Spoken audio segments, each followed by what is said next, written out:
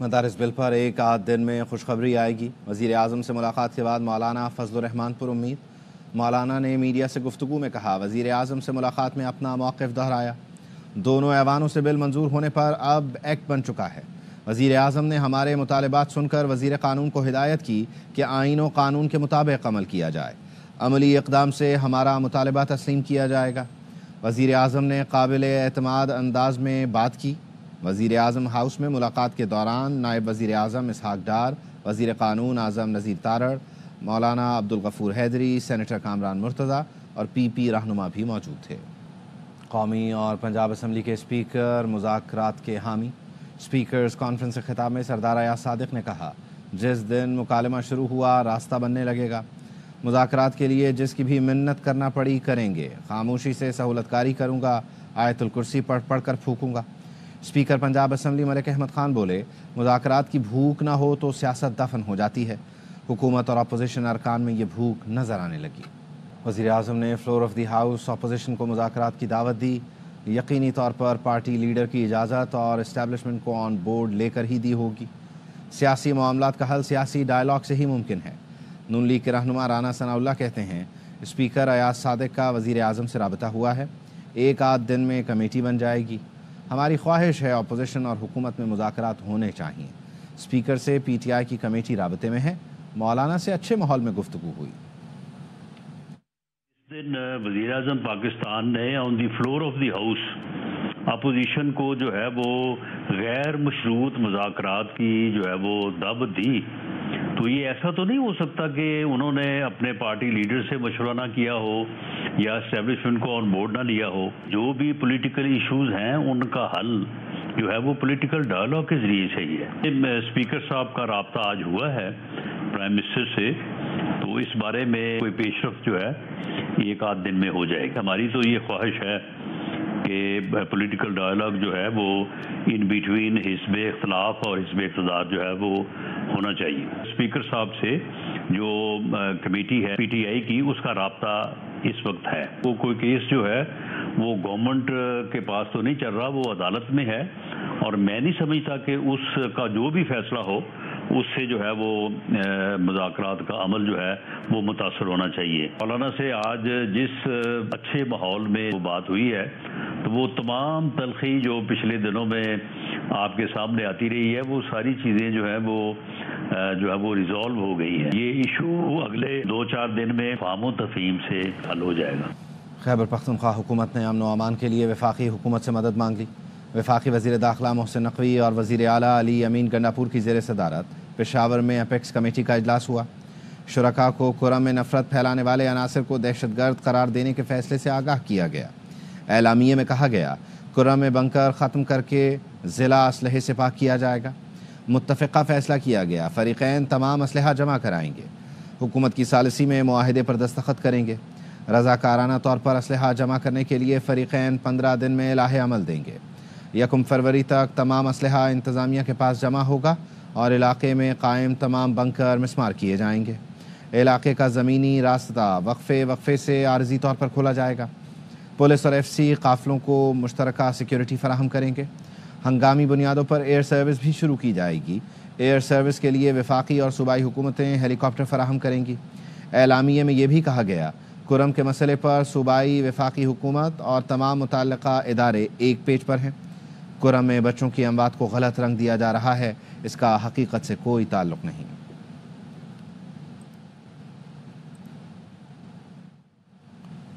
پشاور میں وفاقی وزیر داخلہ محسن نقوی اور وزیر اعلیٰ خیبر پختونخوا علی امین گنڈاپور کی ملاقات۔ محسن نقوی وزیر اعلیٰ آفس پہنچے، گنڈاپور نے خیر مقدم کیا۔ دونوں رہنماؤں نے خیبر پختونخوا میں امن و امان کے اقدامات پر تبادلہ خیال کیا۔ وزیر داخلہ نے وزیر اعلیٰ علی امین گنڈاپور کو امن کے لیے ہر ممکن تعاون کی یقین دہانی کراتے ہوئے کہا، خیبر پختونخوا میں قانون نافذ کرنے والے اداروں کی استعداد کار بڑھانے میں تعاون کریں گے۔ کرم میں قیام امن اولین ترجیح ہے۔ اسٹیک ہولڈرز کی مشاورت سے کرم میں امن کے لیے اقدامات کی ضرورت ہے۔ دونوں رہنماؤں نے دہشت گردی کے خلاف جنگ میں سیکیورٹی اداروں کے شہداء کو خراج عقیدت پیش کیا۔ علی امین گنڈاپور نے کہا، شہداء کی قربانیاں ناقابل فراموش ہیں، دہشت گردی کا مل کر مقابلہ کریں گے۔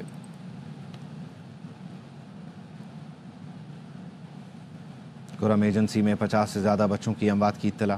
فیصل ایدھی نے پروگرام سوال یہ ہے میں بتایا دوائیں نہ ملنے سے صرف پارا چنار ہسپتال میں 29 بچے فوت ہوئے. نجی ہسپتالوں کی تعداد اس کے علاوہ ہے. آکسیجن اور بجلی نہ ہونے سے نجی ہسپتالوں نے چلڈرن وارڈ بند کر دیے. علاقے میں انسولین اور بلڈ پریشر کی دوائیں بھی نہیں مل رہیں. میں اپنی دوائیں لے کر گیا تو ان پر بھی جھگڑا ہو گیا. شروع ہو گئی ہے لیکن یہ انف نہیں ہے. ہیلی کاپٹر میں لمیٹڈ جو ہے وہ دوائیاں دی جا سکتی ہیں. ہمارا جہاز بھی بہت چھوٹا ہے, اس میں تو بہت کم آتی ہیں. 4 لاکھ کی آبادی ہے. ہر فقے کا آدمی ایک ہاسپٹل میں نہیں آتا, ہر فقے کے ہاسپٹل الگ الگ ہیں. 29 بچوں کی فگر دے رہے ہیں, یہ تو صرف پارا چنار ہاسپٹل کی ہے. باقی اب وہاں پہ پرائیویٹ ہاسپٹل میں ہم گئے, ان کی فگرز الگ ہیں. صرف ڈسٹرکٹ ہیڈ کوارٹر ہاسپٹل میں 2 مہینے میں 29 بچے ہیں. اب تو پرائیویٹ ہاسپٹل نے بچوں کے وارڈ بھی بند کر دیے ہیں. وہاں پہ نہ آکسیجن مل رہی ہے, نہ وہاں پہ الیکٹرک کا کوئی بندوبست پراپر طریقے سے ہے. جو انکیوبیٹرز ہوتے ہیں نا, ان کو مستقل الیکٹرک سپلائیز چاہیے ہوتی ہیں, آکسیجن کی سپلائیز چاہیے ہوتی ہیں. آپ سنی علاقوں میں جائیں گے تو سنی علاقوں کی بھی یہی صورتحال ہے. اندازہ کرنا ہے نا آپ نے, تو اس کو ڈبل سمجھ لیں, 50 سے بھی زیادہ. سر یہ تو بڑا تشویشناک نمبر ہے, اس پہ تو لوگوں کے لرز جاتے ہیں کلیجے. یہ تو بچوں کی بات کر رہے ہیں, آپ کو وہاں انسولین نہیں مل رہی ہے, بلڈ پریشر کی کوئی دوائیاں نہیں مل رہی ہیں. اپنی دوائیاں میں جو اپنے لیے اینٹی الرجی اور پیناڈول لے کے گیا تھا, میں نے وہ کسی کو دی تو وہاں پہ آپس میں لڑنے لگے کہ یہ مجھے دو. سارے ادارے سیاسی مخالفوں کے پیچھے پڑے ہیں. جسٹس اطہر من اللہ کے سپریم کورٹ میں قتل کے ملزم کی درخواست ضمانت کے کیس کی سماعت کے دوران ریمارکس. کہا جب تک سیاسی انجینئرنگ ہوگی یہی حال رہے گا. 40 سال بعد منتخب وزیر اعظم کے قتل کا اعتراف کیا گیا. وزیر اعظم کے قتل سے بڑا جرم کیا ہو سکتا ہے؟ کسی کو ذمہ دار قرار دے کر سزا دی جانی چاہیے تھی. آئین پر عمل ہوتا تو یہ حالات نہ ہوتے. یہ ادارہ بھی اتنا ہی سچ بولتا ہے جتنا ہمارا معاشرہ کہتا ہے.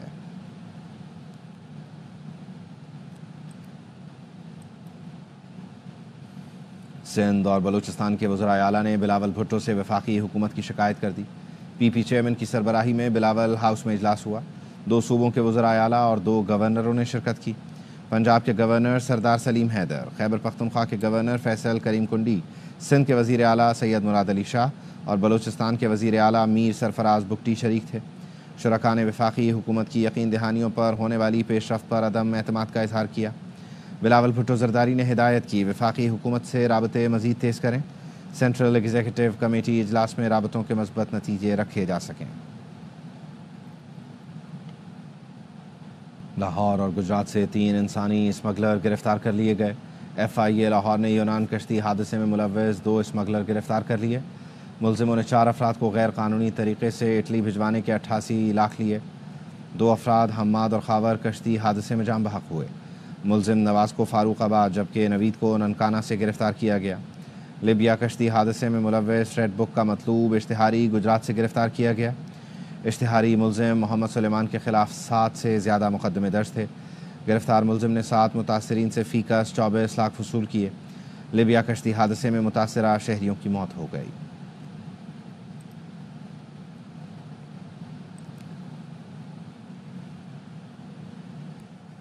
کراچی میں پیپلز پارٹی نے جماعت اسلامی کا میئر نہیں بننے دیا. اسی دن بلاول کا وزیر اعظم بننے کا جہاز کریش ہو گیا. امیر جماعت اسلامی حافظ نعیم الرحمان کی فیصل آباد میں میڈیا سے گفتگو. کہا نواز شریف کو شکایت تھی مجھے کیوں نکالا, اب دکھ بھرے شعر پڑھ رہے ہیں. وزیر اعظم کے عافیہ صدیقی کے بارے میں خط کا امریکی صدر نے کوئی جواب نہیں دیا. اسلام آباد ہائی کورٹ وزارت خارجہ کی طرف سے آگاہ کر دیا گیا. عدالت نے کہا ملک کے ایگزیکٹو نے خط لکھا اور اس کا جواب نہیں آیا, اس کو کیا سمجھیں. اسلام آباد ہائی کورٹ کے جسٹس سردار اعجاز اسحاق خان نے ڈاکٹر عافیہ صدیقی کی رہائی اور وطن واپسی کی درخواست پر سماعت کی. عدالت نے کہا امریکہ خود مختار ملک ہے, وہ ڈاکٹر فوزیہ صدیقی یا وزیر اعظم کا ویزا بھی مسترد کر سکتا ہے, مگر معاملات کو سفارتی سطح پر لے جانا ہوتا ہے. وزارت خارجہ کے وکیل نے بتایا امریکہ میں پاکستانی مشن نے وفد کے ڈاکٹر عافیہ سے ملاقات کے انتظامات مکمل کر لیے تھے. عدالت نے استفسار کیا کہ دستاویز کے مطابق وفد تاخیر سے پہنچا, مگر آپ کا سفیر کہاں تھا؟ پاکستانی سفیر اور وفد کو جو بائیڈن انتظامیہ کے ساتھ ملاقات کرنی چاہیے تھی. عدالت نے وزیر اعظم اور وزیر خارجہ کے امریکی دوروں کی تفصیل طلب کر لی.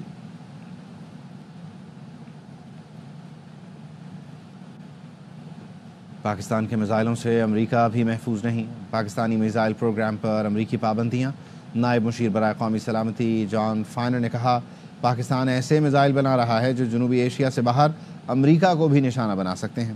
پاکستان کا میزائل پروگرام امریکہ کے لیے خطرہ بن رہا ہے۔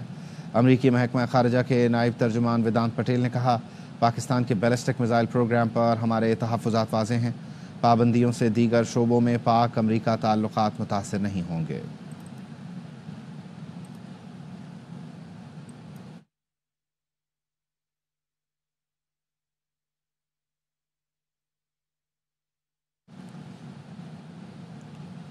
کراچی میں یکبستہ ہوائیں 20 سے 25 کلومیٹر فی گھنٹہ کی رفتار کی ہوا چل رہی ہے۔ محکمہ موسمیات کے مطابق کراچی میں کچھ دن کم سے کم درجہ حرارت 10 سے 12 ڈگری کے درمیان رہے گا۔ مضافاتی علاقوں میں سردی زیادہ محسوس کی جائے گی۔ آج سے ٹھنڈی ہواؤں کا سلسلہ رک جائے گا۔ 24 دسمبر سے دوبارہ ٹھنڈی ہوائیں چلنے کا امکان ہے۔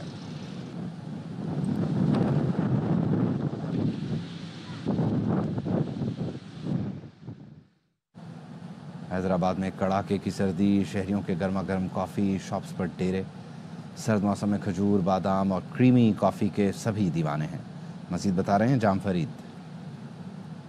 کڑکڑاتی ٹھنڈ میں حیدرآباد کے شہریوں نے گرم کپڑوں کے ساتھ ساتھ گرم کھانوں کا استعمال بھی شروع کر دیا ہے۔ جو حیدرآباد کے زندان دل شہری ہیں، اس ٹھنڈ میں کافی کا مزہ لینے پہنچے۔ ہم اس وقت لطیف آباد 7 نمبر میں کافی شاپ پہ موجود ہے، جہاں پہ بڑے تعداد میں نوجوان ہیں، فیملیز ہیں، وہ یہاں پہ کافی پینے آئے ہیں۔ یہاں کی جو مشہور کریمی کافی، بادامی کافی، کھجور کی کافی ہوتی ہے، وہ یہاں پہ ملتی ہے، تو یہ فیملیز بھی یہاں پہنچی ہیں۔ کافی انجوائے کر رہی ہوں، کراچی سے آئی ہوں اسپیشلی میں کافی کا نام سن کے۔ جی، ان کا کہنا ہے کہ وہ کراچی سے آئی ہیں حیدرآباد کی کافی پینے۔ کیا بات ہے حیدرآباد کی کافی کی کہ کراچی سے جو لوگ آتے ہیں، یہ کریمی کافی حیدرآباد کی مشہور کافی ہے، جو ٹھنڈ سے بچاتی ہے، نہ صرف ٹھنڈ سے بچاتی ہے بلکہ ان جو شہری ہیں ان کا کہنا ہے کہ وہ آکسیجن بھی فیل کرتی ہیں، اسی وجہ سے وہ کافی کا استعمال کرتے ہیں۔ لاہور میں ٹھنڈ بھی ہے اور ویکینڈ بھی۔ لاہوریوں کی بڑی تعداد گرما گرم دمبا اور مٹن کڑھائی کے مزے اڑانے پہنچی ہے۔ احمد کھوکھر سے مزید جان لیتے ہیں۔ جی بالکل، لاہور میں سردی کی شدت میں جو ہے وہ اضافہ ہوتا جا رہا ہے، اور اس دسمبر کی کالی سرد راتوں سے جو لاہوری ہیں وہ مختلف کھابے کھا کر لطف اندوز ہو رہے ہیں۔ میرے عقب میں دیکھ رہے ہوں گے کہ کس طرح لکڑی سے جو ہے وہ تیار کی جا رہی ہیں۔ یہاں پر مسالہ جات سے بھرپور کڑھائیاں، چکن کڑھائی، مٹن کڑھائی، دمبا کڑھائی، اور یہ خصوصی طور پہ لکڑی پہ تیار کی جا رہی ہیں۔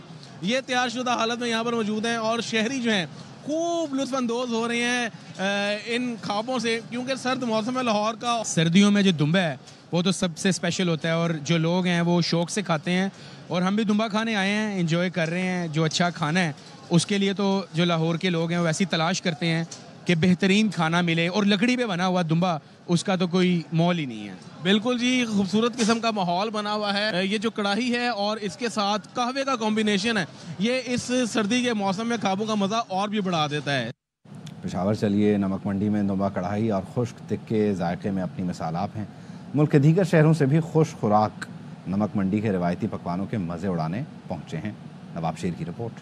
منڈی پشاور میں سرخ انگاروں سے سرد موسم میں اٹھتا ہوا دھواں اور خوشبو کھانے کے شوقین افراد کو کھینچ لاتا ہے۔ یہی وجہ ہے کہ نمک منڈی کی دمبا کڑھائی اور بنے ہوئے خشک تکوں کا دنیا بھر میں کوئی ثانی نہیں۔ ہم اسپیشلی یہاں پہ یہ کھانا کھانے کے لیے آئے ہیں اتنے ٹھنڈے موسم میں، اور یہاں کا مٹن بڑا مشہور ہے ویسے بھی۔ ان کا کھانا بہت ٹیسٹی ہے، اس لیے اسپیشل ہم جو ہے نا کبھی چکر لگتا ہے اس چک تو کھانے کے لیے ادھر آتے ہیں۔ ہم 2 کلو کا آرڈر دیا، ہم دوسری بار آئے ہیں، بس اس کا ایک روایتی ٹیسٹ ہے، بہت اچھا لگتا ہے۔ نمک منڈی کی لذیذ کڑھائی ہر قسم کے مسالوں سے پاک ہوتی ہے۔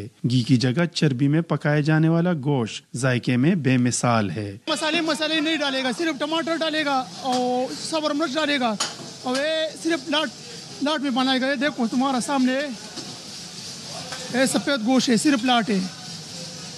مٹن کڑھائی ہو یا تکے، نمک منڈی کے پکوانوں کا ذائقہ پاکستان میں کہیں اور نہیں ملتا۔ کیمرامین محمد شکیل کے ساتھ نواب شیر، ARY نیوز، پشاور۔